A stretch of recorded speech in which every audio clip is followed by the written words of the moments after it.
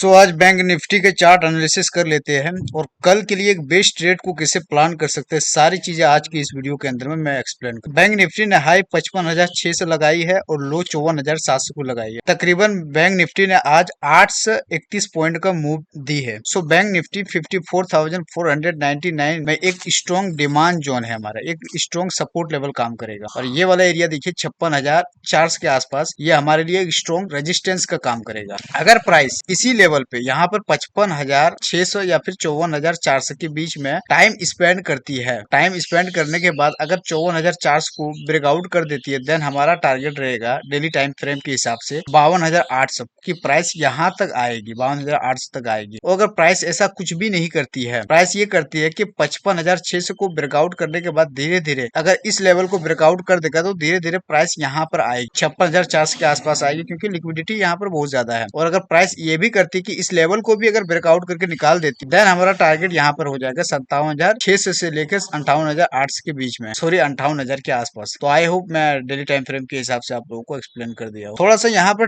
Charts के structures को समझो। प्राइस क्या कर रही है, धीरे धीरे नीचे की तरफ आ रही है, लोअर लो लोअर हाई बनाकर। और मार्केट क्या कर रहा है, अपने प्रीवियस हाई को, यहाँ पर देखिए अपने प्रीवियस हाई को एक बार भी अपने प्रीवियस हाई को ब्रेकआउट नहीं कर पा रही। मतलब इससे सिंपल साफ मतलब ये निकलता है कि यहाँ पर सेलर्स बहुत ज्यादा स्ट्रॉन्ग है। सो अगर कल प्राइस 54,700 या फिर 55,500 के बीच में ओपनिंग होती है और इस लेवल को 54,700 को अगर ब्रेकआउट कर देती है, तो हमारा एक टारगेट यहाँ तक रहेगा 54,500 के आसपास। छोटा छोटा सा टारगेट है, लगभग कितना पॉइंट का हो सकता है, लगभग ये 350 पॉइंट्स का होगा, यहाँ तक हमारी टारगेट होगी। और अगर मार्केट 55,500 को अगर ब्रेकआउट कर देती है, तो नेक्स्ट टारगेट अप साइड की तरफ हमारा यहाँ तक रहेगा, बड़ी टारगेट होगा। क्यों? क्योंकि ट्रेंड जब नेगेटिव होता है और अपर साइड की अपने प्रीवियस हाई को ब्रेकआउट करते हैं, तो वहां पर बहुत सारे लोगों का स्टॉप लॉस हंट होता है, जिसकी वजह से एक स्ट्रांगली आपको बाइंग मोमेंटम दिखती है। तो 56,200 के आसपास हमारा टारगेट रहेगा। लगभग तकरीबन कितना पॉइंट यहाँ से मिल जाएगा हम लोग, तकरीबन आपको 600 से लेकर 500 के बीच में पॉइंट आपको इतना मिल जाएगा। प्राइस अगर ट्रेंड को इस तरह फॉलो करते हुए ऊपर की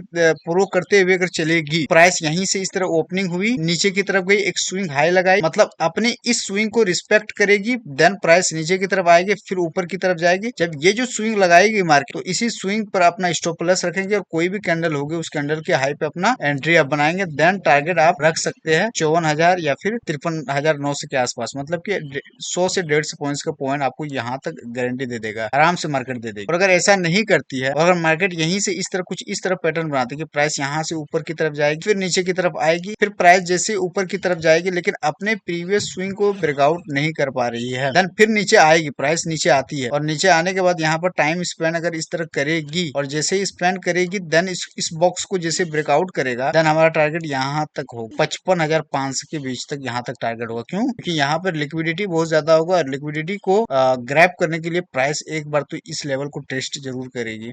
सो ये था आज बैंक निफ्टी का चार्ट एनालिसिस कि हम कल अपने ट्रेड को किसे बेस्ट ट्रेड को कैसे प्लान कर सकते हैं। सो अगर वीडियो पसंद आ रही है, प्लीज चैनल को सब्सक्राइब लाइक कीजिएगा।